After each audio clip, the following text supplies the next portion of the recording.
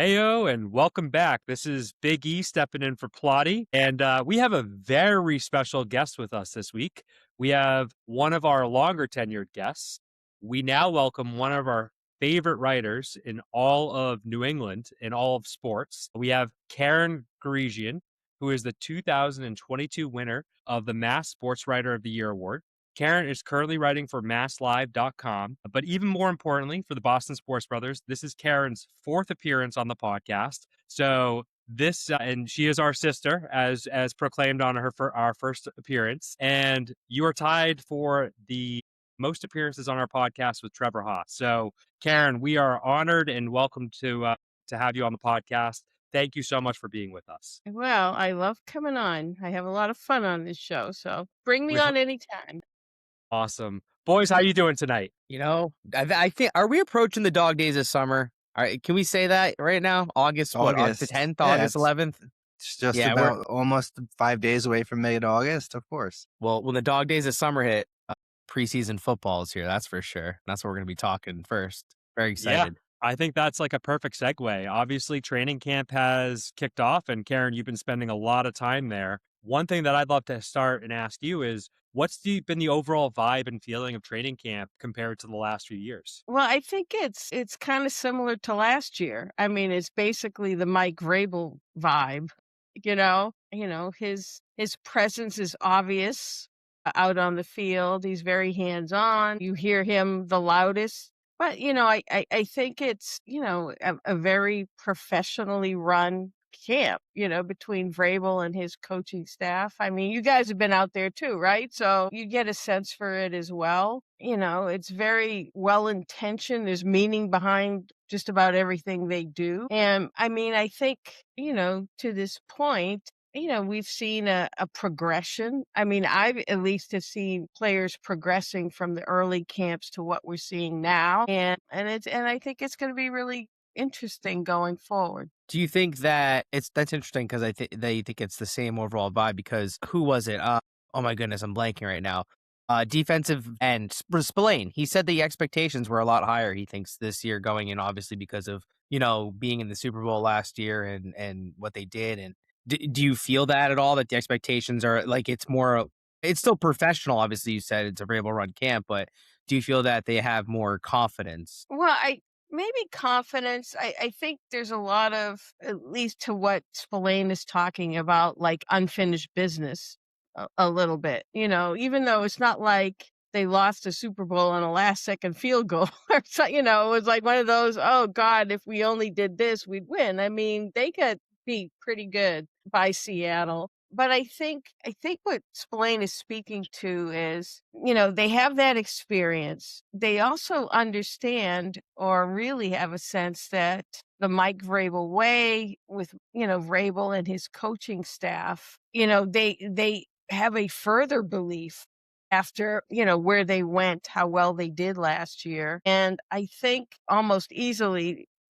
whether Vrabel put it there or not, they have this chip on their shoulder because people believe it was like a one-time thing because the schedule was such and their health was such and they're really not that good, blah, blah, blah, blah, blah, blah. So at least I think it's good that they have this type of motivation to kind of, well, we'll show you kind of thing. So I like that. So that's a little different than last year, so to speak, because well, they clearly didn't have that going into last there year. were no They didn't yeah. expectations except maybe they would be better than 4-13 or whatever the heck it was the previous 2 years.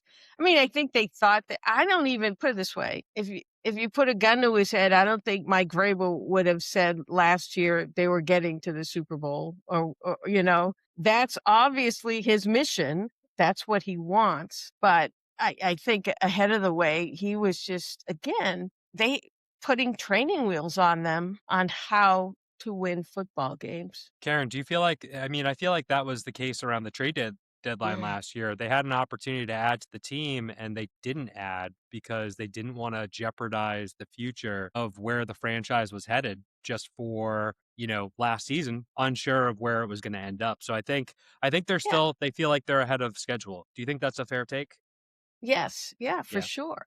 But I think, and pleasantly so, the ownership didn't just coast during the off season and say, hey, we got into the Super Bowl, we don't have to spend money. No, I mean, they made an effort to improve in the areas that were basically right out in display in the Super Bowl, areas that they didn't look good, whether it was the offensive line, whether it was receivers who couldn't separate, whether it was getting better blocking to have a run game. The pass rush is still suspect to me, but the point is, they didn't just sit on their laurels. They went out and got people and they spent some money. They need to spend more, but I thought they had a really good and productive off season, at least on paper. We don't know how AJ Brown is really going to be. We don't know any of these things, Romeo Dobbs, etc. But we do know that the effort was there from the front office to put better pieces around Drake May for him to succeed. And you even said on, the defensive side of the ball, and Kraft or someone in the Kraft team made some comments a few weeks ago about an offer for Gonzalez, and we obviously haven't heard anything on whether or not he's taking that offer. It's kind of like the big looming question. Do you think it's contingent with Witherspoon's comments, or do you think it's one of those things where he'd rather legitimately focus on the season and then figure it out at another point? I think you're talking about Gonzalez, right? Yeah, Christian Gonzalez. I think that he wants to be the highest paid cornerback, and he can't be that if he signs before Witherspoon. So, Okay. but I also think, and they both have the same agent. They're both from the same draft class. They're different types of corners, both obviously very good. But I think, Gonzalez knows he's an elite top corner. And the other day somebody asked him, well, do you want to, he wouldn't answer, if he wants to be the highest paid cornerback. But somebody asked him if he thought that cornerbacks should be paid on line with wide receivers, because they mark wide receivers. And Gonzalez was pretty much like, well, yeah, I mean, our job is to shut them down. And if we shut them down, it's like, shouldn't we be paid like them? Same job, different side of the ball, basically. Completely agree. So I'm thinking, cornerbacks are what, 31 million a year or so? Receivers are up over 40. So I think he's looking for a bigger payday than, I don't know this for a fact, but I think he's not just looking to make $1 more than the highest paid cornerback. Let's put it that way. Yeah, I think it's a good question of, is he trying to reset the cornerback market, or is he trying to reset what the defensive players gets paid? I'd obviously get closer to what a defensive end, Yeah. because because they're the premier players on defense right now as far as what they're making. Right. I think he's trying to reset a number of markets. And again, he will try and get what he can, So, but, the Patriots, have, put in his option year, so they have him for that if they don't settle now. And they can franchise him for the next couple of years after that.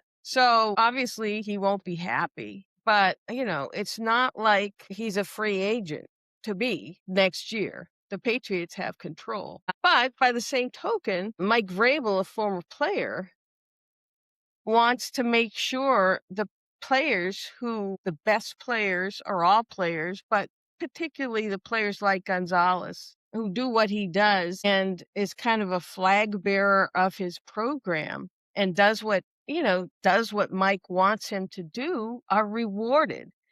And it doesn't send the best message if Vrabel talks about these guys getting rewarded if they buy in and do what, and then ownership won't pay him. Yeah, and from a bird's eye view, he seems also like a great person too, and a good player that you want on your team. From Right. from someone just a 1,000 foot view. He's somebody, a great representative of your organization, a representative of your on-field team. And again, Vrabel has been building him up to be a leader, to be a captain, to be that guy. to kind of come out of his shell, because Gonzalez is kind of a quiet guy.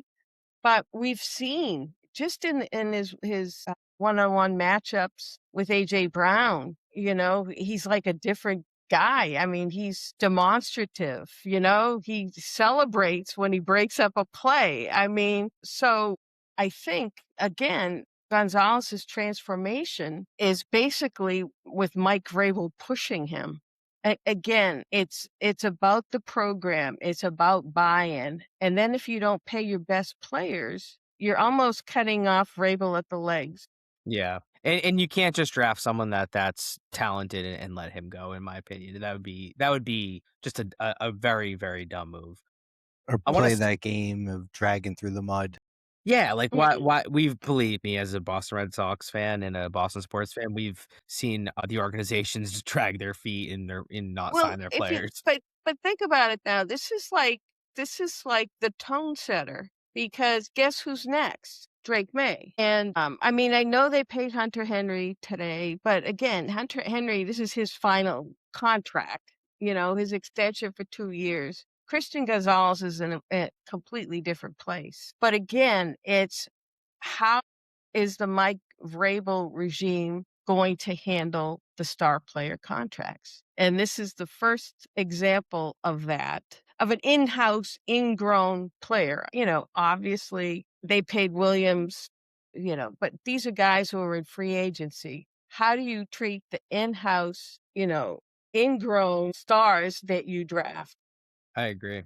You have Yeah, to treat especially them different than other players. And Well, if you remember, just sorry to cut you off, Belichick, it was like rookie contract over. See, at quite a few occasions, and he would say, well, he was getting rid of someone before, they fell off or he just didn't want to pay him. yeah, he definitely was on the mindset that he could draft and just plug another player in and get the most out of Coach him up, that person. coach Exactly. him up. And Yeah. You that's got what used to Vrabel kind that of does. as Mm. Patriot fans, And unfortunately. speaking of coaching up, this week we have joint practices with the Colts. Do you think that those practices are valuable, and what can the players really take out of those practices? Well, I think the coaches think they're valuable, to the point where, if depending on what happens, you won't see a lot of the starters in the game,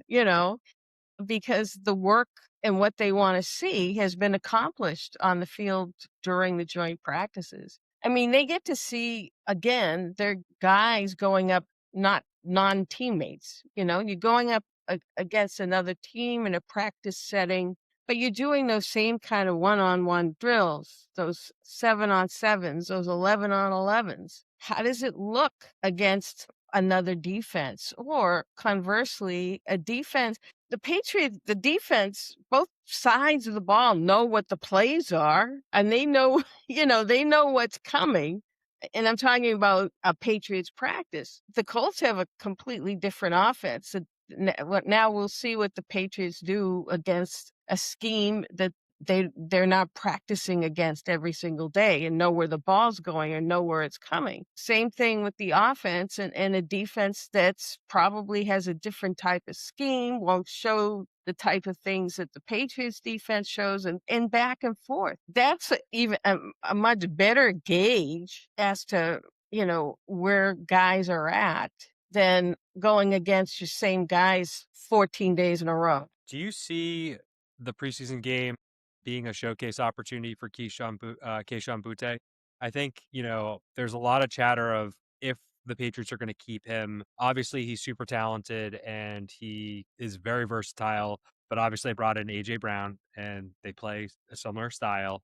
Do you foresee the Patriots holding on to 7 receivers with Booty, or do you think that it's more likely that he'll be traded? Well, I think they've been trying to trade him, and the returns, and I mean, obviously he wasn't a high draft pick, but are people seeing what we've seen on the field? You know, Yeah. and it's the same thing with the Patriots. How can you just kind of toss out a receiver who has this great chemistry on the deep ball with Drake May? Is there risk in that? There has to be. In what? In J letting go and of him? and yeah, letting go of Yeah. honestly, your number 1 or number 2 wide receiver for the last 2 years. Yeah, absolutely there is. I mean, who's to say? I mean, obviously he's plays the same position as AJ Brown and also Romeo Dobbs, who will probably move inside.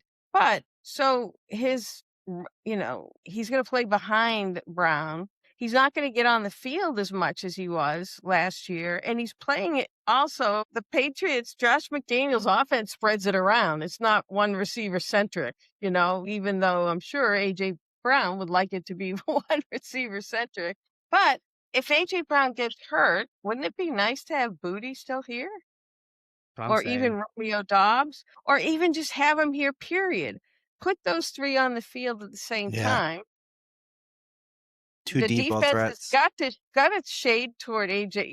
The defense is going to go toward Brown. I mean, Booty was going up against top corners or the number 2 corner last year. Imagine him against a number 3.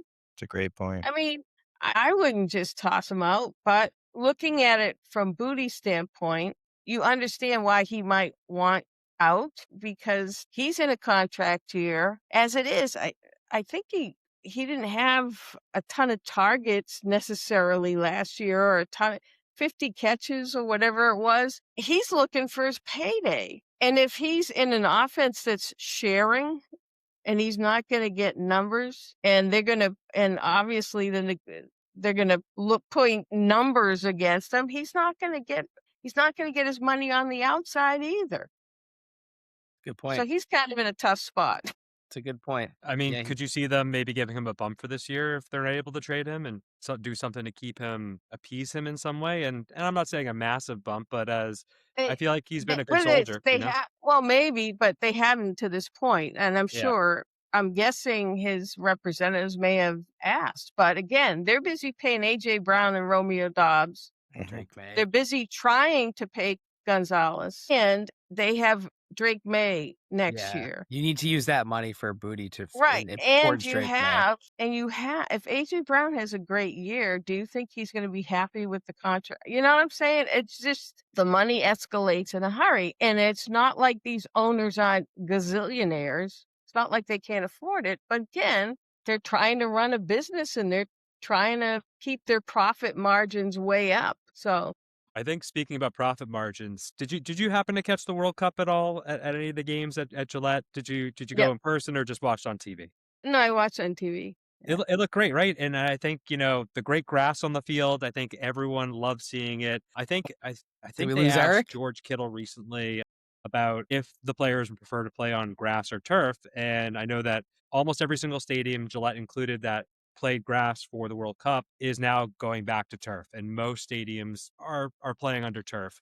Do you have an inkling or any sort of reason as to why these owners feel like playing on turf is a better result for their business instead of maybe playing on grass where the health of the players might be improved? I would think it's because, at least I know in the case of Foxborough, they have all these concerts coming in and they have all these seats on the field. And basically, it's a much easier fix, or the turf doesn't get as ripped up as grass would with all these trucks coming in and out, with all these seats and people it's just an easier fix for them if some of the turf gets damaged with these concerts. And those concerts, again, big money makers. So it's just easier to turn it around than it is with lovely grass. It's a great explanation, Karen. No one ever explains, the business side of it. And I think ownership and a lot of ownerships they would have a much better job if they explain that to the public on why they're not playing on grass. Yeah. Well, Yeah, again, it's just easier to manage with all these monster trucks and concerts and whatever they have coming in and out of there and trampling over the field every week. So I think back in the mid to late 2000s at one point, I think the field was so sloppy that they switched the field from grass Weather. to turf in the middle of Yeah. the season. I think it was like November or something like that. Yeah. Yeah.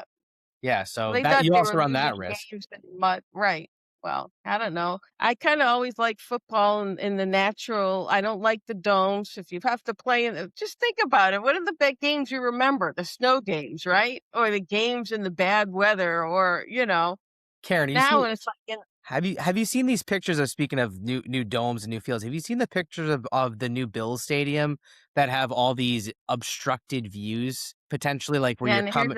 there's a lot of complaining about that. Crazy, wild. I Yeah. can't believe you have like a $2 billion stadium and you have like so many obstructed views. That's just Mm, wild to me. I couldn't believe it when I saw mm, those pictures. Karen, I know we're getting close on time. One last question for me, and then if you guys have a mm. rapid fire question as well. Who has been a player who has been either most surprising or has impressed you beyond what your expectations were so far in training camp? And obviously, we're still in the beginning part of training camp, but just curious who's kind of been very impressive so far. Well, in terms of surprise, and he's kind of just come on in the past couple of weeks, a linebacker Khalil Jacobs, undrafted, but he's gone from being, again, third string, second string. He's now in with the starters or right behind the starters. And he's just constantly made plays. Will that change? Again, that's why these joint practices are good. After you get into the habit of understanding the offenses and how guys block, and you see it day after day, if you know what's coming, you can make plays. Fine. Now do it against a team you know nothing about, right? So again, that's why these joint practices are good. Is Khalil Jacobs just a flash in the pan because he's smart and he, knows what the offense is going to do, or is he really a playmaker like he's shown the last couple week plus in practices? I mean, I'll be looking forward to Yeah. in the game on Thursday. For sure. It's a good performance. My rapid fire question is, who's your surprise cut this year, if there is one? Ooh, think about it. Yeah, I There might have to not be think. one. I don't know if there was one last year. Well, it could be like someone, if Khalil Jacobs is going to make it, someone like KJ Britt, who they signed in the offseason, might not make, so I think the surprise would come along those lines, but, beyond that, it's weird because it's funny. Their starters on offense are all pretty much in stone. Most of their starters on defense are kind of, and it's more like, who's going to be the depth behind them. But as I said, Jacobs is a surprise, and for him to make it, somebody else can't make it. So Didn't Caden the other Wallace thing, just get released? what what's that? Didn't Caden Wallace just get released? Was that surprising at all or no? No, No. based on his usage and based on how he's kind of never really done much in his time. I mean, if the Patriots say if they don't make a trade at receiver, Booty, how do they keep the 7? Do they get Patriot Nation completely in an uproar by cutting Efton Chisholm and hoping he gets to the practice squad? I mean, but does everyone love Efton Chisholm like we, people do in New England? He's had a really good camp, by the way. But I mean, it could be something like that, right? But I don't know. I don't know if I would gamble. And then my rapid question is who do you think is going to be the breakout, or not breakout, but who do you have to have like a unexpectedly good season this year? Who wouldn't we expect?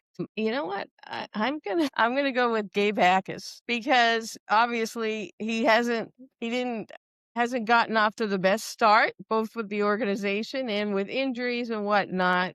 But it's hard to ignore his physical presence and athleticism and ability, I think, to pummel the person in front of him. So I mean, if he can stay healthy and he catches on with the scheme, I mean, there's a reason they moved up in the draft to get him in the second round. I think, he might not strike early, but by the time he gets the defense and gets what he's supposed to do, I think by the midway point to the end, I think he could be a terror off the edge. I Sam, think that's important too. You need some guys who maybe don't develop as early and they kind of hit their stride later in the season just because Yeah. injuries are going to pile up and it's important to have guys that can come on late. Yeah, we'll see. I mean, as I said, he has a lot of things against him. It's starting slow, jumping in, not having any of the early camps, on, the injury issue, so on and so forth.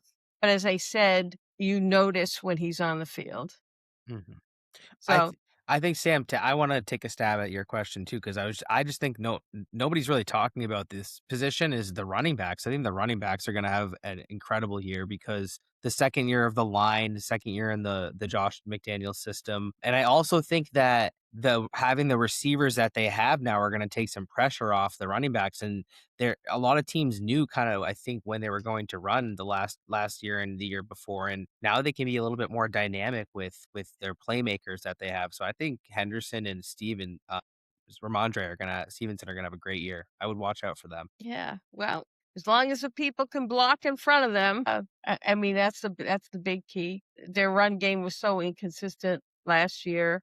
And Henderson was like really boom or bust every time he touched the ball. Either he was going to the house or it was a 2-yard loss. So I think maybe with another year, a little more coaching, he'll read his keys a little more. And also having the guy in front of him, Gilliam, I'm guessing will help as well. Yeah, I mean, with Henderson, I'm also looking for him to be a better pass protector as well. I think that was something that he was highly touted coming out of college, and Really? I think Yeah. last year was a little bit of a reality check of like, hey, welcome to the NFL. So Yeah, he let's see got what he run can do. over Yeah, let's see what he quite can a do bit. with that sophomore season. Yeah. Can he make that jump? Yeah. We'll see soon enough. We will. We will. Karen, thank you again so much for coming on. We so appreciate it. Where can the listeners read you? Where can they follow you? What are your socials? Where can they find you? Well, you can find me on masslive.com. Unfortunately, I'm under a paywall, but that's okay. Go for it. It's a worthwhile subscription. It's worth it. I also put together the newsletter, which is kind of a little separate entity, Patriots newsletter. If they just want to grab that, I write in that and I put all our football clips and other clips and I write different things in that. So I would recommend that. But, I also put my stuff on, Twitter, which was Twitter, X, and Facebook at K Guregian. Awesome. Well, Karen, thank you again so much. Hopefully, you have a nice rest of weather for training camp, and looking forward to reading all of your insight over training camp and the season ahead. Thank you, my brothers. Invite me on again. Thank you, Of Sister course, We Karen. will. anytime. Thank you. You are our favorite sister. My I'm only your only- sister. I'm your only sister. Yeah, that's very true. Doesn't mean Take you're not care. our favorite though. Bye. Karen Guregian, what a great guest. One of one. So happy to have her on. I think we do have a few other Patriots topics we want to cover real quick. A little bit of rapid fire. Rapid So, Matt, fire. I'm going to throw it over to you just to touch on a few of these things. The lightning round. Okay, so I guess Matt Collins and Efton Chisholm have a pretty solid relationship. Sammy, I think you wrote this, but I think I saw it on the social media. They've been on the socials, the Patriots socials. They've been pretty They funny got a together. bromance. They got a nice bromance going on. They definitely do. So I, hopefully it doesn't that- get cut. that might have been plotty. Was that plotty? Well, they definitely do. I saw it on the social media where they had this like What'd you see? this button where they had to like stop it at 3 seconds. They have this like funny ass shit, and they Okay. were definitely broing out at the end. So But I think, that just says one great thing about the Vrabel program is that the camaraderie is there and that Hell yeah. there's relationships being formed that aren't just like, oh, you're my teammate, let's go and do this. It's we're actually friends, and at the same time we're doing the thing that we love. So maybe we do keep all 7 wide Yeah. receivers and just I- figure it out. I don't know about you guys, but I'm ready to move on from the Patriot talk. I think we just had a great segment with Karen. I'm ready for Red Sox if you guys are ready for it. I'm ready to transition to Fenway if you guys are. Sammy, Take us Take down there. take it away. I wish we were at Fenway, but unfortunately right now we're in Toronto. Playing the Blue Jays, but all I need to say is Cam Schittler of the Yankees, local Boston kid. He's just he does what he does to get a chip on his shoulder to perform at the level that he's performing What do you at. do now? Well, back in I don't know the exact date. What I Was this do May or know is June? that they I think it might have been June, is that they were either 13 or 14 and a half games behind. And he said, I don't know why Red Sox fans are chirping right now. Look at the standings. And boy, oh boy, have the tables turned, because they are now 2.5 games behind the Yankees. They went on a little slid against Oakland, Funny, losing 2 out of 3. 2 out of 3 is a skid, right? Funny enough. Yeah, yeah. But it's insane what they've done. You guys talked about it last week when I wasn't there. Obviously, the biggest thing, and I want to kind of bring this to you guys. Someone that I've coveted since he came out in the draft. I don't really remember where we were position wise in the draft that year. Maybe I thought there was a Hail Mary shot that we might have gotten him because we were in the top 10 or something like that. But there's just something about switch hitting catchers or hitting catchers that just, they're a dime a dozen, and to have one that's as defensively good as he is, that can hit from both sides of the plate with power and command. Is this a potential franchise player that you sign to a long-term deal in the $200 million range? What do you guys think? I mean, Well, I think obviously that this is going to be a showcase for yeah, if of he can course. stay healthy and do what he's supposed to do, then obviously I think it's a no-brainer. You definitely invest the money. And to your point, Sammy, like catchers are I think are to me, I think they're one of the most valuable positions on the field. I mean, they're the ones that call the game. They're the ones that throw the sign down. Well, not anymore. You don't throw a sign down. They're the one who does the pitch comm to the batter or to the pitcher. So I think that the catcher is a very valuable position. If you can find a top 5 catcher in the league, you gotta sign that person. Especially he's young. He's not like he's like a 30-year-old player, right? Like he's in his probably what mid to late 20s. So 26, right? I yeah, I believe. think 26. Yeah. So, if you sign him for a few more years, so you sign him till he's what, 31, 32, maybe 33, he'll still get great years out of him. So I think you should definitely sign him. I don't know how long, we'll see how long term it is, but like, I don't think the Red Sox love the long term contracts, but I think if you can get like 6 and 25 or something like that, or I would do that. I mean, I think for me, it's about not just how does he do throughout the rest of this season and postseason. How does he do next year? And that's where the health to me comes more into focus than anything. If he can, operate well throughout the rest of this year and next year, then I'm not saying, hey, it's necessarily 200 million, but you should be locking this player up. If he's the player of offensively from what he has flashed, probably about 50% of the time he's been in the majors. I think it's just a matter of, are you going to get that guy, or are you going to get the guy who more recently of this past year, even though he was an all-star, his numbers are certainly on the downside. But, some of that could also be not just about him. It could be about who was surrounding him in the batting order. And, there are a lot of other factors at play. So it's very difficult to just say, hey, like, let's see what he does. Obviously, it was a 1-game sample with Worcester, and he only played, I think, through the 5th inning, but he got on base 3 times, 2 walks, great double he hit, and he also called a good game. So, I think for me, I'm very interested to see what he's able to do, and it sounds like his return is pretty imminent. He traveled with the team to Toronto. I heard earlier today there's no exact timetable for when he's going to come back, but if he's traveling with a team on the road trip, That's a good sign. that's gonna be a pretty good indication that And he's ready to go pretty soon. Yeah. and 100%. another great sign is obviously the Reddit sleuths, as you all know, are Reddit sleuths. His dad apparently bought a ticket to Toronto as well. There you go. That's There you go. easy. So which Thank you, game Reddit is it? sleuths. Obviously it's not tonight, but within the next few days, I do expect them to come back. And Mhm.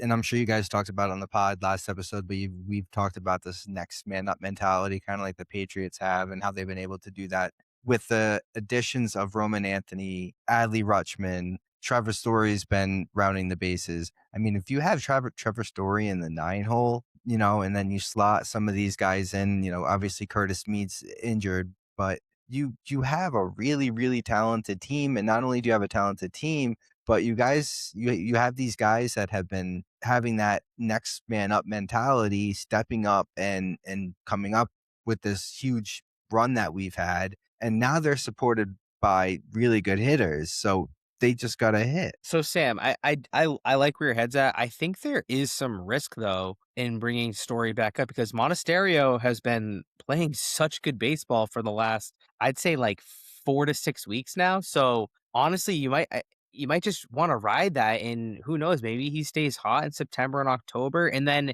if he does, fall off in August, September, then you do have Story to hopefully kind of wait in the wings if that happens. But I think you almost have to ride the team that's kind of got you here a little bit. And the Roman thing is a tough one because he's obviously so talented and you have to fit him in. But it's like You say bye to but you say bye to Karen. what was that? You say bye Karen to Karen Durant. Durant. Yeah. You say bye to Karen. Oh, you meant Karen does the same- Guregian. I was like, we just You said know, bye to we Karen. just said goodbye to her. no. But Yeah. but in general, I and then like listen, I think we all have our opinion on Jarren Duran, but I think I don't know if you guys have noticed this, but from what I've seen since the trade deadline, he's playing a little bit more free, a little bit looser, He and plays every day. and I think the He fact does. that and listen, does that mean that he will be sitting some when Anthony comes back? Probably, but I do think like listen, we've obviously had our qualms with the guy, Mm-hmm. but I do want to give him the opportunity to finish out the season because he is playing better. The one thing you have to say about him too, right or wrong, he has passion. It might not be directed in the right way, but he has passion. So, and you got to give Yeah. him that. So that's good for something in my book. Playing And a you know, sport. for all the warts that he has in his game and all the things, he was a part of this team when they sucked, and he's been a part of this team when they've been a part of this turnaround. So unlike someone like Trevor Story, who was only here when they sucked. And my quick take on Trevor Story is I have no problem with Trevor Story coming back and being a part of this team. What I do have an issue with is if they bring him back because they signed him to that contract and he comes out, he doesn't play well, doesn't hit well, and is also a sieve defensively. At least with Monasterio, you know that he's at least going to be good with the glove. So that's my main concern is the defense if you put Trevor Story back. And that's why you hope that the sports hernia surgery, helped him out and he's actually able to do what he was able to do, on the field defensively. And even then, in my eyes, I honestly think he needs to go down to AAA and, see some actual live balls before he just gets thrown into this. Even then, though, Sam, he as a defender has not been great the last couple of years. Like he has certainly fallen off with when you look at the best shortstops in the league. I don't think when you look at defensively, I don't think I'd rate him even top 20 at this point. Well, I mean, he hasn't played he's barely played much, but yeah. I'm even going back to like last year too. Like if you include last year, it's a risk. It's definitely a risk trying to incorporate players that at the beginning of the year were on your team that you were struggling with, and then you have these guys that have been playing incredible baseball for the last, honestly, like we're creeping on 2 months now. We're getting close to 2 months. I mean, the last half of June is when they started kind of tearing it up, probably from like the 20th on. So we're getting to that point where it's like, I don't know if you want to mess with a good thing unless the team starts showing you that you need to make some changes, which 2 out of 3, that's the first series they've lost in I think like 10 series or something like that in a row. So we'll see how they do over this next week. They're playing Toronto, who always plays them really hard, regardless. So I'm excited to see what's going to come of the next few weeks, and I think incorporating these guys back in is going to be interesting to see how they do it. I think even though they lost a series against the A's, like I'm not hitting the panic button. They lost the There's a couple of one-run games. Yeah, they lost the last game of the series by 1 run. Chapman blew a save. That's just yeah. That's numbers. We need to talk about that.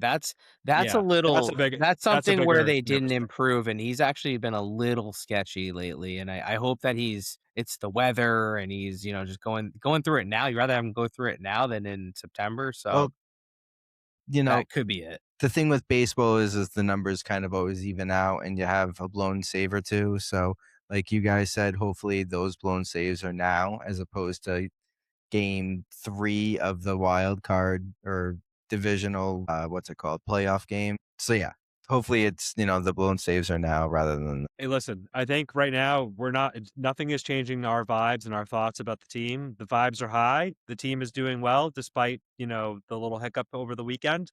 So we are going to continue trucking on, and hopefully the Sox get back to their winning ways up in Toronto. One Josh, you got one thing before we move on to our next segment is We have to, and we have not talked about this person once. I'll applaud for the Sox is Peyton Tolley. His last outing was absolutely incredible.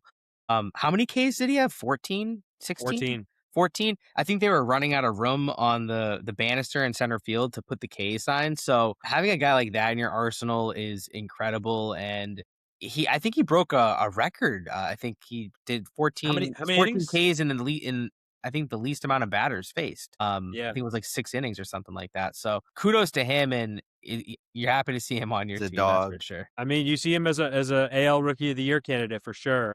I'm not sure if he'll win it, just because I think it's a pretty stacked field, but he's certainly in the conversation. 100%. I definitely got to agree with you. Like I said, there's some other guys, and we won't get into names and stuff like that, but he's shown that he can play at the major league level, and not only that, he can do it at an extremely high level. And to have Garrett Crochet, Ranger Suarez, and Sonny Gray kind of surrounding him, and then you add in Jake Bennett, you get to the playoffs, and it's a very scary rotation. Kind of And is. it makes you happy as a Sox fan. Erky and I were kind of tripping back and forth where he's like, "Oh, well, what about this rotation?" And I'm like, Erica did. dude, Crochet, Suarez, Gray, Tolley. Gray's been nasty. I think Gray should have been an all-star this year. I think He should have been. He got Well, got snubbed, so. Eric. So to your point about the awards and all that stuff, he should and will be. And Max is chirping at me because if I pitch more innings, guy's fucking, what is he, 14-1, 14-2 Something or like something that. Yeah, like and that. he's 30. He's 36, isn't he? 30, So 36 years old. it really honestly it goes to show it, and he's more of a ground ball pitcher, so I don't want to hear that from him. He's got more Ks, his whips, whatever, dude. It's Sonny Gray pitches to contact. That's how he is, but it's a very dangerous rotation to get into. And you guys probably talked about it on the pod, but you add in a guy like Eric Miller to the back end of the rotation, or the back end of the bullpen, like with Chapman, Slayton, Whitlock, and now you have Miller. You got, from 6 on, you've got potentially lockdown guys. So it just bodes well for this team moving forward. And just giving my 2 cents on the trade deadline, I'm just very happy that the team bought in, Yeah, 100%. In the words of John Henry, very. You know what? And they were willing to lose a trade. Like I don't think they lost the trade, but they're willing to throw out prospects and not hold on to them. And It love was to see refreshing. that. Because we said it in the group chat. Yeah. We just keep hearing about, this guy's going to be so good. This guy's going to be so good. Then bust. Now, What I will say is, if they traded Arias, I think I would have been upset about that, because I do think he is legit. No, they coveted him, I think. I think the fact that they didn't trade him speaks volumes, because I think that's someone who we will see in the next year or two come up and be a contributor for the team. Well, So. in switching gears, who we are going to see in the next year, definitely, and who's been kind of grinding our gears a little bit Josh? as of late. Who? Not our headache anymore. Mr. Jalen Brown of the Not Philadelphia our 76ers. Yep. So I think take it away. we got 2 Celtics notes, so we'll talk on this one first. Obviously, Jalen Brown no longer with the Celtics. Celtics moved off of him in early July, but he was officially introduced to the Philadelphia market last week, and he had some interesting comments during there, just specifically about his relationship with Jason Tatum. Said that there's a ton of respect, and that they a lot of admiration, but have they talked? They have not talked. Hey, a phone works 2 ways. To me, it just speaks volumes about where that relationship really is, and to me, it sounds like they were just coworkers, and clearly, I think Jalen feels a certain way about him basically taking over the team last year, and then when Tatum comes back, he was moved back to the last person in the lineup, and I think he always just felt like there was a favoritism between Tatum and him. Which, I mean, I think if you look at it, Tatum is the better player, so I think that's probably why that happened. Now, that being said, and he also said that Tatum had said earlier in the week at a camp that he doesn't want to be the smartest man in the room. He's always there to learn from others. And Jalen at this press conference said that he loves to learn, and that was something he repeated a lot, is that he loves to learn, and he does love to learn. I will give Jalen a lot of credit. He's taken classes at Harvard. He goes all over the world, tries different things. Whether it's, knowledge or for things he tries to do to better himself basketball wise. Like, I know he was training in underwater doing stuff underwater in pools to try and get a better advantage. But yeah, I just think in general, we're turning the page. Thank you, Jalen, for everything that you did for us, but now you're the enemy. So that means that you're going to And get treated as such.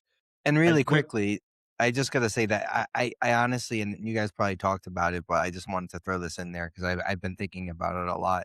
That if that team doesn't go like exceedingly well and win, 50, 60 games, it's or if they start off slow, it's just gonna be bad because and I don't know if you touched on it, but LeBron is just such a baby that it's just gonna create such a bad atmosphere. I mean, the guy's already coming in on a helicopter from New York to Philadelphia, so we'll see how that goes. But I was just thinking about it, like yeah, it's a super team. Like I get it. I see what you're doing with, Steph Curry, KD, Klay Thompson, Draymond Green, Andre Iguodala. Like you're trying to make that team, but like I don't you want know to if it's the remind me Not more same of? thing. convinced. You want to remind me Don't more think of, it's the Sam? same thing. It reminds me more of the '04 Lakers. If you remember the '04 Lakers, Shaq, Kobe, but they also had Gary Payton and Karl Malone. And everyone was like, oh man, this team is going to be so nasty. They're going to win everything. They didn't. And it's because you had a lot of guys who are used to being so ball dominant, AKA like the Sixers. So it's either, we talked about this a few weeks ago. It's either going Yeah. to work out spectacularly for them or it's going to fail spectacularly. Yeah. There is no in between. So Hoping for the latter. and we'll see. gotta be. I think the East is no slouch. The Knicks are still the Knicks, and all the other teams, you might laugh, but even Miami. a team like the Wizards got better. Miami definitely got better. Miami got better. We won't talk about Toronto because it doesn't sound like Kawhi is going to be potentially going Detroit. there. So Detroit. Detroit is going to be better. Cleveland, is going to be Detroit. Cleveland's going to be good. Atlanta still a player there. Little pest Atlanta. Orlando is going to be better than they Indy were last year. getting Halliburton back. Charlotte, which they made some big moves. So the East is really going to be interesting. So I think we can't really sit here today and say this is what we expect going forwards for the upcoming season. We got to kind of let some of the games kind of percolate and see some of these teams in real Eric, action there's some first. sad news in Celtic land. Yeah, I want to talk about this because I think for us, you guys, for us, we remember Don Nelson not necessarily as a Celtic. We remember as a prolific head coach. Yes. And specifically, I remember him from the Warriors and mostly with the Mavericks. He was with the Mavericks before they went on that run with Carlisle, and he had coached Dirk Nowitzki and Steve Nash. But an amazing coach, one of the winningest coaches of all time, but also a great Celtic. And want to just bring this back because I think he's being talked about for his coaching career, but I want to talk about him for his Celtic career because specifically he was a 5-time champion with the Celtics and he's played 11 years with the team. So that's not a short period of time. And with 11 years that he played, or 10 years, 5 rings. I said 5 rings. Yeah. I know. He had 5 rings. I was just holding up the 5 sign. I thought you were correcting me with 10 years. No, five had to throw it in championships. LeBron's face a little bit. 5 championships in 11 years with the team. And the cool thing to me is he wasn't like one of these guys that people get lumped in, especially with the 60s, of being like, oh, well, they won all their championships and they were part of that dynasty. No, Don Nelson not only was there, he was towards the end of that dynasty in the 60s. And then he was also there for the 2 championships in the 70s with the Havlicek years. So to me, I think like and specifically his turn in coaching comes a lot from his time with the Celtics because a lot of his philosophy was developed from his time as a player with the organization. So I'm very sad that he is no longer with us, but want to make sure we pay him his due as a great Celtic and someone that I think is getting lost. It's getting a little bit lost in the mix right now when you think about his playing career versus his coaching. Yeah. R.I.P. Don. Great Celtic. Yeah. I don't know if there's anything for the Bruins here. Nothing we might really. Throw that in as a but yeah, I think let's talk a little bit about my favorite time of the week. We're gonna talk about the things that things that stink, things that we don't like, things that are smelly. Ew, get them out of here. Those things are First out of the wall. And then there are things that are just amazing, stupendous, wonderous. They're the things that make me want to jump out of bed in the morning and shout from my rooftops. Yeah, just like the Kool-Aid man running through that brick wall. Yeah, who's got a or yeah this week? I'll kick it off with a little oh yeah action. RIFC, Rhode Island Football Club. I went to a game on Saturday night. It was actually a really great time if you're in the area. Cheap tickets too. Got in for $48 total. It's a great venue, like state of the art. Great place to be. Good atmosphere. If you've never been, I highly recommend it. So just wanted to throw that out there. Oh yeah, to Perfect RIFC in Centerville perfect seg- Stadium. perfect segue for me because I got a Yao here, and it's involving one of the part owners for Rhode Island FC, Kawhi Leonard, which was uncovered recently from Pablo Crazy. Torres. Yao to Kawhi Leonard because the Kawhi Leonard saga continues. Pablo Torres continues to get his investigative journalism hat on, and he found another deal that Kawhi was involved with the Clippers to circumvent the cap and get him more money. He was planting trees. What are you talking about? This is about the Jumbotron. This is not. Seeds. This isn't about this. This isn't about the trees. This is about the Jumbotron now. So we talked earlier about the fact that trade is likely to not happen until 2027. I'm at the point right now where I don't think it's going to happen, and I think there are severe penalties coming down for the Clippers here very, very soon. Yeah. Which, from a Celtics standpoint, very, very good to know because we own that pick for 2028. So interesting. Eric, you might know more about interesting per se. Eric, you might know more about it because you know more about the business side, but just like from like a legal standpoint, if you're breaching something like that, isn't that fraud? I don't know what the NBA is going to do to handle it because it's unprecedented, and the fact is it's so blatant. That's what I'm saying. It hasn't happened in the NBA, but by legal definition, that's fucking fraud. I mean, I don't think an embezzlement. I don't think the death penalty is going to come for him. No. I don't mean like death, but I don't think that Ballmer's going to have to sell the organization like Donald Sterling. No one's going to do jail time, but there's going to be some hefty fines. Can I see forfeiting of first round picks? Can I see freezing of specific fines? Assets? Yeah. They're not going to take away any assets that are already traded away. It would be something that the Clippers currently They're own. not going to hurt those teams. So don't worry about what the implications could be for the Celtics. So like there is no implications from that standpoint. But yeah, it is a messy situation and one that we're not going to have any clarity probably for at least throughout the rest of this year. Well, it was another messy situation that was but not really in real talk per se, but Adam Vinatieri's Hall of Fame speech was pretty funny if you didn't hear about that. And if you did hear about it, you might get my reference. I thought it was the roast. I thought it was the roast of Adam Vinatieri. Just awesome. Like it would have been better if it was him versus Tom Brady last year. It's funny because there's some traditionalists that are like, oh, that was the worst Hall of Fame speech ever. Blah blah blah. It's great. Like, bro, like get out of town. STF. Pretty much. Agreed. Pat McAfee, Tom Brady. Oh my God, the line about Pat McAfee about like holding his balls. The only person that's held his balls more is his wife, and they panned to her, and he was like, in the off season, she holds my balls for me while I kick. That was great, and yeah, he went after everyone. He went after Kraft, he went after Brady, he went after Manning, he went after McAfee. And I think that's what it was fun. I thought it was fun, and there was some heartfelt stuff when he started talking about his family, like his dad, and he talked about his kids and all that stuff. That was cool. So all good stuff. And I think we have one last. Sam, I'm gonna throw this over to you because I'm a huge fan.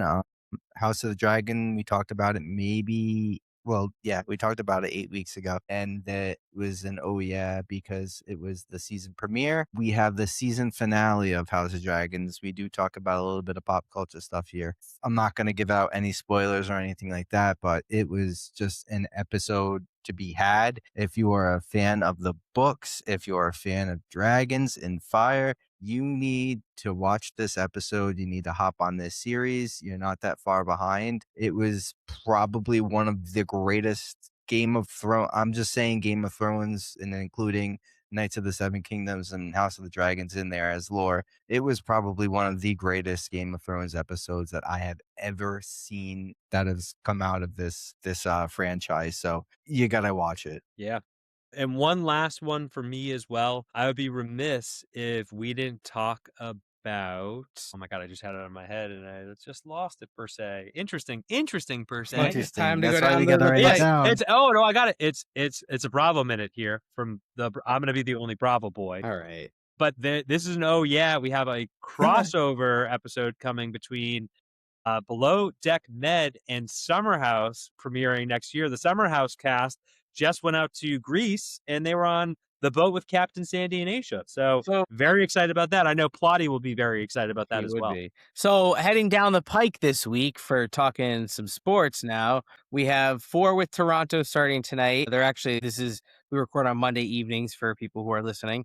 It's Monday night and they're losing 1-0 right now. So plenty Still of time early. left in the game. Hopefully they take, I'd say, a split, if not, take 2-2. 3. Yeah, but go for a split there and then hopefully take 2 out of 3 against Pittsburgh. So that'd be great. And then the Pats kick off joint practices and their Thursday night preseason game on the 13th. Football is back, baby. Let's go. Let's go. And with that, I think that's it, gentlemen. Yeah, and with that, I hope you guys stay cool in this One hot last weather. one last I mean, oh yeah, I'm sorry. I get them so confused. I'm dyslexic. You got it. Fantasy is also back. Yes. Let's get our keepers in. Yeah, Let's get our keepers in and let's go, boys. You start doing your research, boys. Start doing your I've research. already You know who are done. keepers? All you listeners that listen to this podcast. Yep. We love you. And you want to Turkey. thank you guys as always, and we'll see you guys next week, near far, wherever you are. Boston Sports Brothers signing off. Out. Later.